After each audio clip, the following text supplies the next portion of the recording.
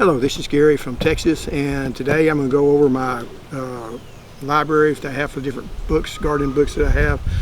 It's always good to have good reference books so you can, pick something up, look at it. A lot of times you got the internet, but you don't know if you can trust them, if they're, a lot of weird stuff on the internet, electroculture and all kinds of stuff. And these people, most of these are people with the extension service, or Dr. Randall's not, but other people, they're people that I trust. So if they're going to give me information, I agree with it, and it's local information. All but one of the books are authors that's from Texas, so they kind of understand Texas weather. If you go and get a book from like the Midwest, they really don't understand area down here, and I don't understand the stuff up there. But anyway, some of these books are older, so I've kind of got an eclectic collection. It's kind of like my friends. My friends have range from a variety of different people, and that's the same thing with the books. Some of them are a time which was before organics, and one guy is all the way till he doesn't even believe in spraying any type of pesticides, even if it's organic. So anyway, let me kind of go over the books I got, a quick review of them and what they're good at. The first one I'm going to talk about is the oldest book. I'm going kind of from the oldest to the newer books, and this is the vegetable book. It was by Sam Cotner. He was the extension service state for vegetable growing.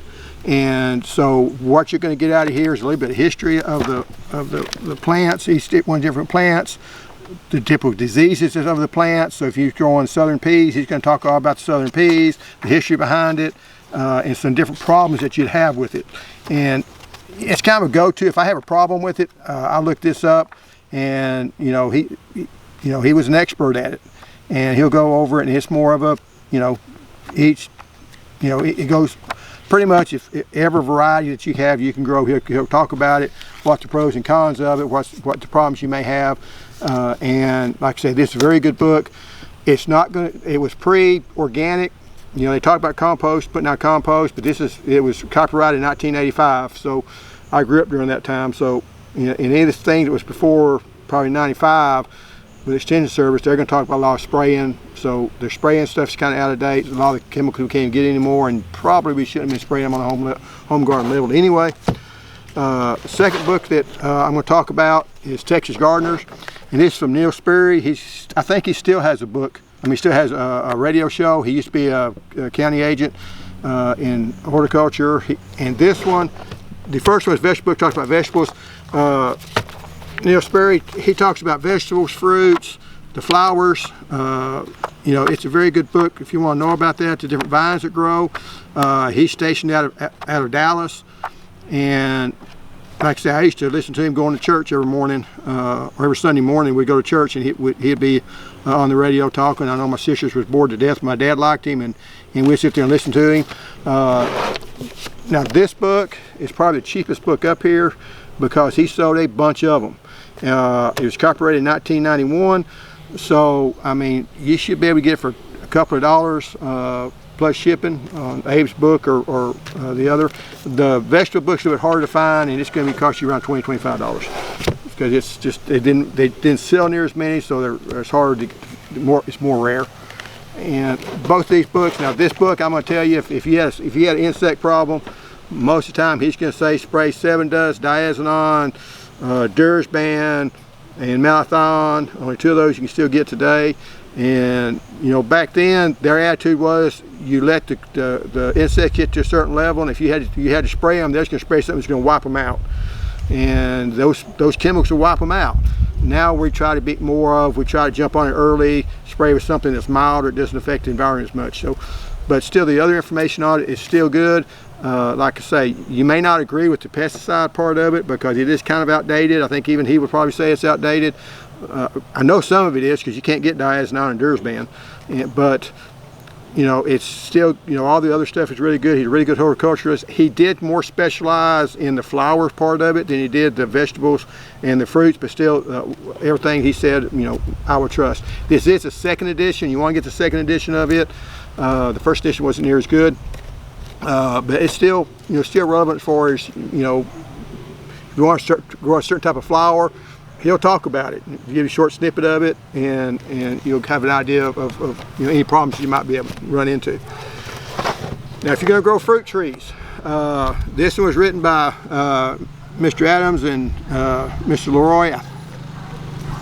One of them's still alive, one of them's passed away. And it's a really good book.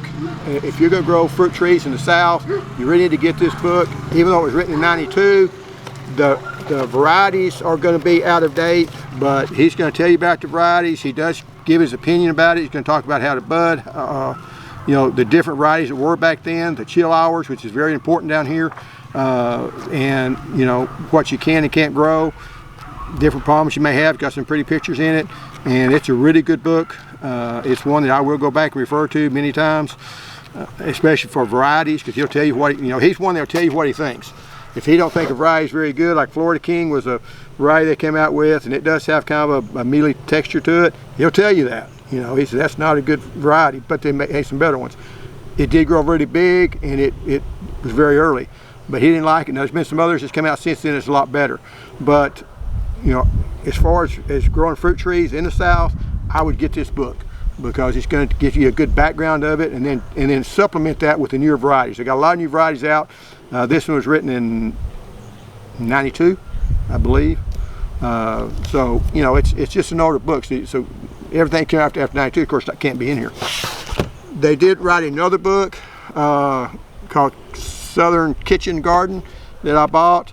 By the way, this book here cost about around $10. Used to be. This book here, if you can find it, yeah, this one was $3 if you find it in the store. It's still going to be, you know, about what the other books, around $10 used. And it was $19.95 originally. And it was written in 2007, so it's going to have a lot more up to date as far as varieties. It's more concise, condensed, and it is more for a, you know, kitchen garden, or the small garden you're going to put out front, and the different varieties that you're going to have. And like I say, I recommend getting both of the books, because this is going to have some updated, it updates some of the stuff in this book here. Now, these other books are newer books. They were written in the 2000s. First one, well, since we're talking about Mr. Adams is the one that's still with us. He wrote this book, and it's about the Texas Tomato Lover's Handbook. It's a very concise, very small book, very concise. It does have some good pictures. He does talk about different varieties. He will lean a little bit more toward the hybrid varieties. Most extensive service people are going to, because down south we have a lot of problems with a lot of diseases, and a lot of the hybrids just do better. And because we have to have, you know, if you the further west you go, the better off, you know, you have less disease problems. I enjoy reading it, and he does kind of have some more of the modern varieties illustrated, and I did like it. However, this is the book, if you're going to get on tomatoes, I would really recommend getting. Now, it's going to cost you around $15 to $20. I think it's 15 something. It's written by Craig LeHoullier. I hope I'm saying his name right. It's called Epic Tomato.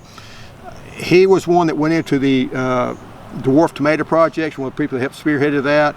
And he talks about, and I like this book because you can just sit down and read the book, read part of it, you can read it from cover to cover, and he illustrates, you know, lots of different varieties. I like knowing about the varieties and how they feel about the varieties. And he also goes into the, you know, into the science part of it, but not where you can't understand it. You know, he'll talk about, you know, why certain colors are there, the fact that a lot of people see with their eyes, they don't necessarily see with, I mean, they see with their eyes. They taste with their eyes. If a, you know, certain variety looks a certain way, they think it tastes a certain way, not necessarily because it does. They think a darker variety will have a certain flavor and a lighter variety won't. And if you blindfold test them, they actually change which ones they like best. But he does a really good job of talking about the different ones and different things that he's done. It gives you the background from the tomatoes and how they came up with different varieties of it. And he's not, he practices a lot of organic practices, but he does fertilize, I think, with Osmocote. And but he does give you the background of the tomatoes and the tomato projects and different, you know, it's just a really good book. Like on the back, he'll talk about his favorites, the ones he likes the best. And I like that when they give their opinion about stuff, because some of the ones I got them because he recommended them. He said, hey, this is my wife's favorite, this is my favorite. And now the last book I want to talk about, and this is the most expensive book. It cost, I think, $58 when I bought this book, which you may say is really expensive, but I think, well, a college book would cost you a lot more than that, because a couple of my kids went to college, and them books are $300 or $400. It's more of a manual. I think that he teaches a course on it, and it's broken down as you would take the course. So sometimes it's a little hard to follow. Now, if you do not believe in spraying or using anything synthetic, this is the book you'll like, because he doesn't, you know, and a lot of times in the book he says, hey, you don't need to use insecticidal soap. You can, not on aphids, just leave them alone, that the beneficials will come in and take care of them. It never works for me. If I got aphids, I never see the beneficials come in. I left them 1 year, they never came in. I mean, they end up killing the plant. So I do spray some. I do use, you know, chemical fertilizer. So we're kind of on the opposite spectrum, but he's good. A lot of stuff he says that I believe. I like. He believes what he says. He's not somebody that's up there just trying to promote something and he don't really believe it. He really believes what he says, and I respect him for that. Just because I don't agree with somebody doesn't mean I don't respect him, and I can't learn from him, because I can learn from people. And one thing he did teach me one time I was reading the book, he said that a corn plant, a single plant, is self-sterile. And I thought, nah, and I actually spent about an hour researching and finally found another deal. I said, well, 97% of a corn cob is pollinated by other plants. So I thought, okay, well, he's basically right. You can't just grow a single corn cob or a single corn plant, and that corn plant is not going to fertilize that corn. Now, doesn't mean you have to have a different variety. It's just you have to have a different plant to fertilize in. So he comes up with stuff like that. I do enjoy reading it. Like I say, a lot of stuff I don't necessarily agree. But if you're a pure organic person that never believes in spraying anything, this is the book you ought to get, because he's good. Now I will say I think this is the 12th edition. It was copyrighted in 2019. So I would try to get the newest one, because he's written 11 other ones. And let's say this is volume 12. It was written in 2019. So. Anyway, that's the 7 books that I have in my collection. And if you're from Texas or in the South, all these books I recommend. I think that you'd enjoy them. The $58 book, if you got the money, is worth it. But the rest of them is not very expensive. This one, I would go ahead and buy it and use just to support the man that wrote it, because it's going to be about the same price either way. This is around $15. These 4 here, you ought to be able to get for under $10. Things vary, but and this one may cost you a little bit more. I think I actually paid $20, $25 for it, but it's good if you're going to get into vegetable gardening, especially in-ground gardening.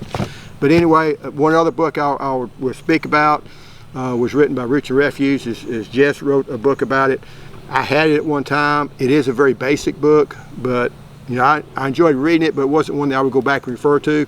But if you're a new gardener, that would be one that you might also want to get to. Anyway, thanks for watching. If you like it, hit subscribe or hit like and subscribe. Thank you.